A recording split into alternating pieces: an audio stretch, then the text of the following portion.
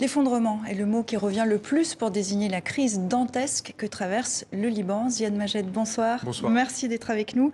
Vous êtes politologue franco-libanais. Vous travaillez notamment sur les réformes, les transitions démocratiques, les élections, la société civile, la citoyenneté au Liban. Est-ce que, en effet, vous pensez qu'aujourd'hui le Liban peut s'effondrer? C'est la question que tout le monde se pose. Oui, il y a certainement de risques d'effondrement. Il y a aujourd'hui une faillite économique. Il y a une classe politique qui dirige le pays qui n'a à la fois ni la volonté de réformer, parce que réforme veut dire suicide pour elle. Elle est tellement corrompue et tellement impliquée dans des dossiers de corruption qu'il est très difficile de concevoir un chantier de réforme, bien que cela est la seule possibilité pour se redresser. Mais qu'est-ce qu'on entend par effondrement? Ça veut dire quoi? Ça veut dire que le Liban disparaît?